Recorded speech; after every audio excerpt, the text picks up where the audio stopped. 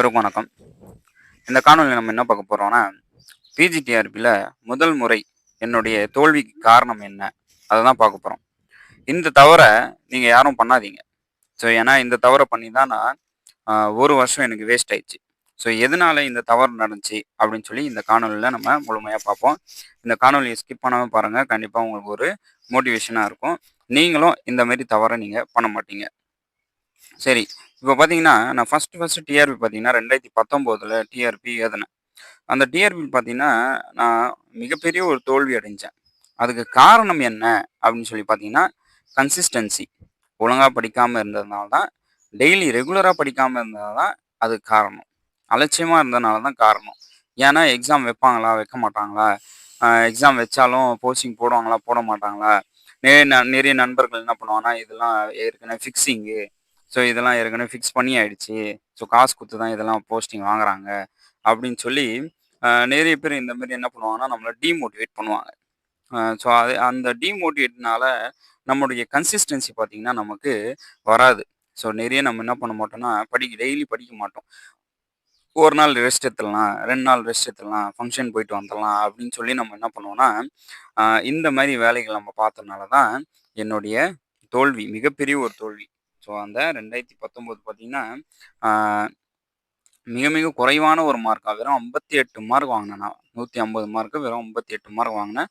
ஆனா நான் பாஸ் பண்ண வேண்டிய ஒரு எக்ஸாம் அது. அதில பார்த்தீங்கன்னா, கட் ஆஃப் பார்த்தீங்கன்னா, வெறும் 80 தான் கட் ஆஃப் வந்துச்சு. அந்த வெறும் 80 மார்க் நான் வாங்கியிருந்தேன்னா, கண்டிப்பா எனக்கு 2019 நான் போஸ்டிங் நான் வாங்கியிருப்பேன். ஆனா, என்னால போஸ்டிங் வாங்க முடியாத காரணம் என்னன்னா, கன்சிஸ்டன்சி இல்லாத காரணம். அந்த மாரி டீமோட்டிவேட் ஆன காரணம். நிறைய பேர் நம்மள டீமோட்டிவேட் பண்ணுவாங்க. ஸோ, அந்த டீமோட்டிவேட் ஆன காரணம் தான் என்னால முதலாக இந்த 2019 எக்ஸாம் என்னால வெற்றி பெற முடியல. ஸோ, அதே மாரி நீங்களும் பண்ணாதீங்க. ஸோ, இந்த நேரத்தில நான் நிறைய நண்பர்கள சந்திச்சேன். நிறைய நண்பர்கள் என்ன சொல்றாங்கன்னா, "சார் படிக்கவே முடியல சார். ஆ ஒரு டவுட்டாவே இருக்கு. ஏன்னா ஏற்கனவே வச்ச எக்ஸாம்க்கே இன்னும் போஸ்டிங் போடாம இருக்காங்க. இது எப்படி போஸ்டிங் போடுவாங்க?" அப்படின்னு சொல்லி நிறைய சந்தேகங்கள் இருக்கு. அப்படின்னு சொல்லி நிறைய நண்பர்கள் என்ன பண்றாங்கன்னா, இந்த மாரி யோசிக்கிறாங்க. சில நண்பர்கள் என்ன பண்றாங்கன்னா, போஸ்டிங் ரொம்ப குறைவா இருக்கு சார். நான்லாம் பண்ணது நிறைய பேர் ஏற்கனவே முடிச்சிருப்பாங்க. ஸோ அவங்களுக்கு அது கிடைக்கும். எனக்கு எப்படி கிடைக்கும்? அப்படின்னு சொல்லி அந்த மாரி யோசிக்கிறாங்க. ஸோ அந்த மாரி யோசிக்காதீங்க. ஃபர்ஸ்ட்டு நம்ம டிமோட்டிவேட் ஆகவே கூடாது.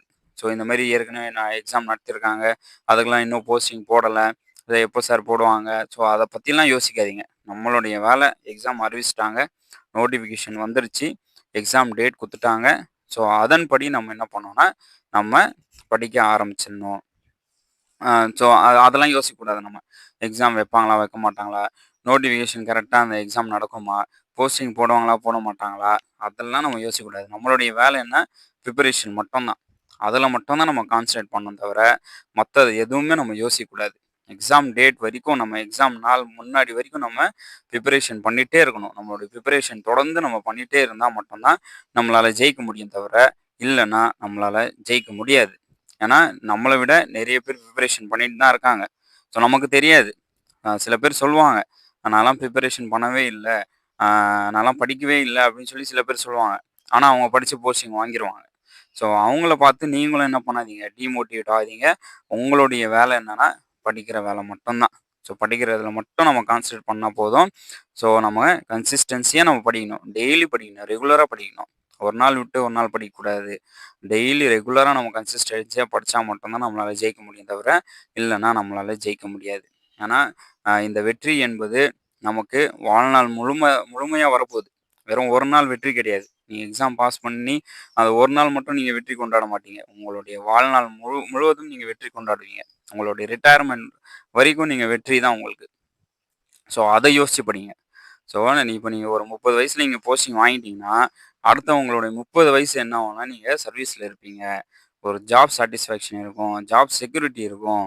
இதே நம்ம பிரைவேட் ஸ்கூல்லயோ, இல்ல பிரைவேட் கம்பெனிலயோ நம்ம இந்த மாரி ஜாப் சாட்டிஸ்ஃபேக்ஷனும், ஜாப் செக்யூரிட்டியும் நம்மளால வாங்க முடியாது. இப்போ உதாரணத்துக்கு நம்ம கொரோனா வந்துச்சு.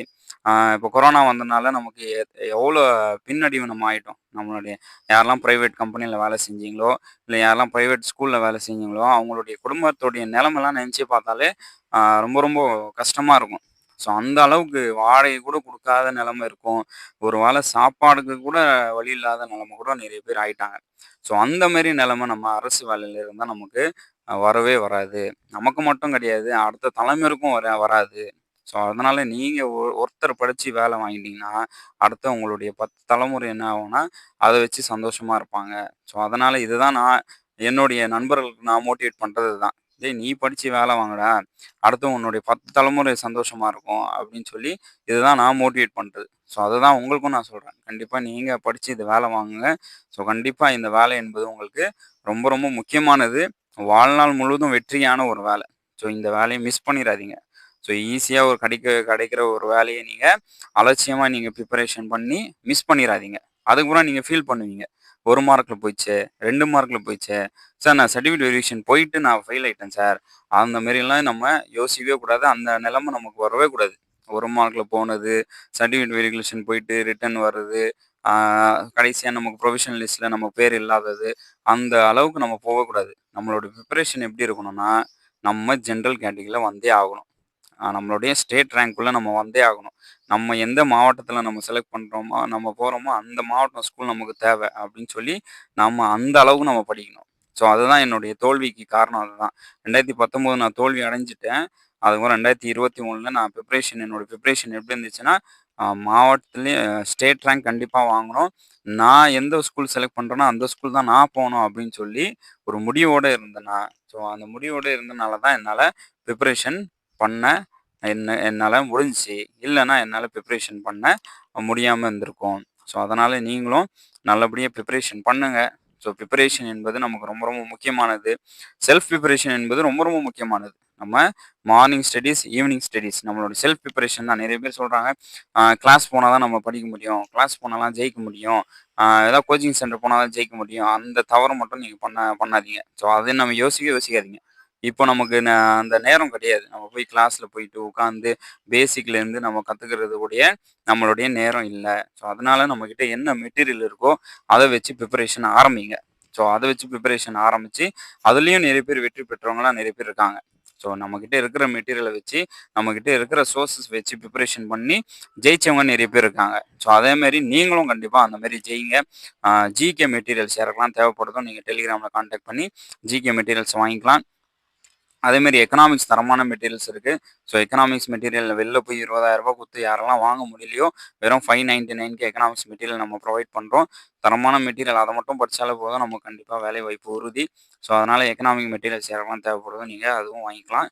ஸோ அனைவருக்கும் அட்வான்ஸ் விஷஸ். வாழ்த்துக்கள். நன்றி. வணக்கம்.